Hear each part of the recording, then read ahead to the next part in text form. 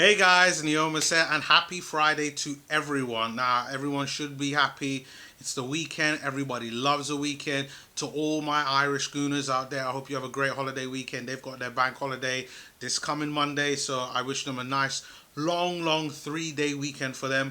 But I thought I'll do a video on an update on transfers because things have been moving around quite a bit over the last hour to 2 hours. I mean, to be really honest, for the last 24 hours, lots of things have been happening.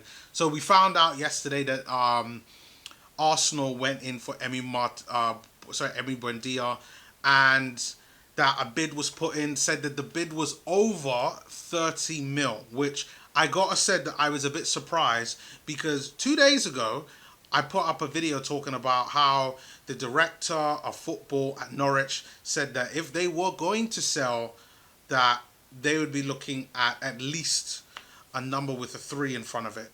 And I, obviously being an Arsenal fan, I'm going to go for the lower end because I know Arsenal's situation.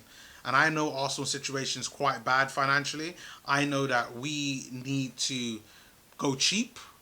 And I thought that it would be very unlikely for Arsenal to go very high, even if it's with a 3 in front of it.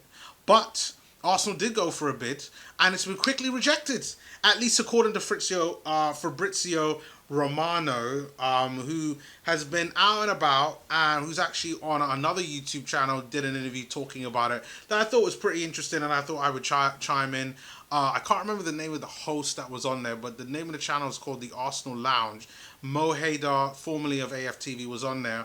And I was listening and I was kind of thinking, a lot of the things that he was talking about were still, there was nothing really concrete. But what he was concrete about was Buendia. So Arsenal did have a bid rejected, and it probably means that Arsenal have to go back to the drawing board in order to kind of put in another bid for Buendia. Now, it's interesting for Arsenal to have a bid rejected so quick after previously hearing that a bid went in. You would have to think that that bid that was probably in the 30s was probably something like 31 million. That's a fair assumption. This is not what Fabrizio Romano has even said. He hasn't inclinated on anything in relation to price. This is just my theory based on the facts that are out there and my opinions. And you kind of pull them together, and I'm just kind of giving my hypothesis on the current situation. So it looks like Arsenal is still pretty early days with that. Do I think Arsenal will go in for another bid? Yes. It really is dependent on what they went in before. But let's say they went in for 31 mil. Should they go in for a higher bid? Yes. How much more substantial will it be? I don't know. Because to be really honest, when you're looking at Arsenal's financial situation, when you think about how much are you going to spend on a player when you've got other positions that you really need to go after, like unless you were under the unequivocal belief that Emi Buendia is the answer to all of our attacking problems, for the reason why you would go above 35 mil, in my opinion. Because I think, honestly, 35 mil should be the highest that Arsenal should go. Because for me, I believe that Emi Buendia is valued at about 25. I think that's a fair price. However, you would have to think that obviously him being Norwich's player, one of their best players, someone who has, 4 years left on his deal, that Norwich don't need to sell. There is no inkling for them to sell. They don't have to. So Arsenal will then have to be paying a premium, which is what I wanted Arsenal to avoid. But they've decided to be like, screw it. We can do this. Let's go in after this. And you know what? Fair play to Arsenal Football Club to go on after the player that they want. That is a sure and a sign of being a big club, which, to be honest, I've really challenged for quite a long time. So well done for Arsenal for that. But let's see what happens. So I'll definitely be keeping you guys updated on how that goes. And I'm sure there'll be another bid going on. How much it is, who knows, going forward. But let's see what happens. Also, Fabrizio Romano did talk about other things there as well. One of the things that I wanted to actually bring up that I thought was very interesting was about Bissouma. So, I mean, if you really want to know kind of my instant thoughts on kind of latest transfers, definitely holler at me on Twitter, because that's where I get a fair amount of my information along with some other sources as well.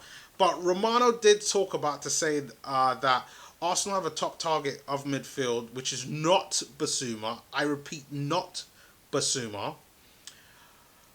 but the identity is not quite known yet. The top target has a different skill set to Bissouma, more similar to Dani Ceballos. However, Bissouma is on the list. So, yeah. So now we start to speculate. Who's on the list? That's like Dani Ceballos. God, Dani Ceballos. Oh, I mean, Dani Ceballos isn't a DM. This is the part. This is the worrying part. Like, if you're looking for a Dani Ceballos type of player, like, what does that mean? Are you going for someone that is a replacement for Granit Xhaka, or are you going for someone that's a backup for Thomas Partey? Because, to be honest, we kind of need two players right there. We need a backup for Thomas Partey, and we need someone to play next to Thomas Partey that is going to replace Granit Xhaka. And I guess you would get someone that's more like a Dani Ceballos in that role. So I'm going to assume that it's that, rather than we're going to go to get someone that's a backup for Thomas Partey in Dani Ceballos, or a Dani Ceballos type player, because we would be making a horrible, horrible mistake. And the reason why I think that is because of another rumor that came on a couple of days ago. I thought I was going to talk about it, but I thought, you know what, I won't do it as of yet because I want to see if it's got a bit of legs yet. And that was Sambi Lokonga. He's a 21-year-old, plays for Belgian side, a side in Belgium. I completely forgot what the name was, but looks to be a pretty good player. I watched a couple YouTube videos on him just so I can kind of get an idea and a feel of the type of player that he is. Reminds me a lot like of Alex Song and like Sissoko at Tottenham. Just a player that's he's got a bit of everything. He looks like he can play a DM, but he also looks like he can play central midfield as well. Quite tall, looks to be strong, and that's the type of player that I wanted in kind of to be a backup for Thomas Partey. So maybe Lokonga is going to be the Thomas Partey backup, and this new person that's supposed to be their main person, someone like Dani Ceballos, is supposed to be the Granit Xhaka replacement, which would make more sense. It really would. And there is a player that there's quite a lot of players that I think could work in that role. Now, the player that I think would fit in ideal for that role actually plays for a Premier League club. And his name is Ruben Neves. Now, I've talked about Ruben Neves before quite a few times on the channel. It's been a while since I've talked about him, but he's someone that can play both as a central midfielder and as a DM. I don't think he's kind of like a DM. I think actually he is more like a Dani Ceballos type of player, that he works well with a pure DM rather than kind of a lone standing DM. And he could create chances and he can score goals.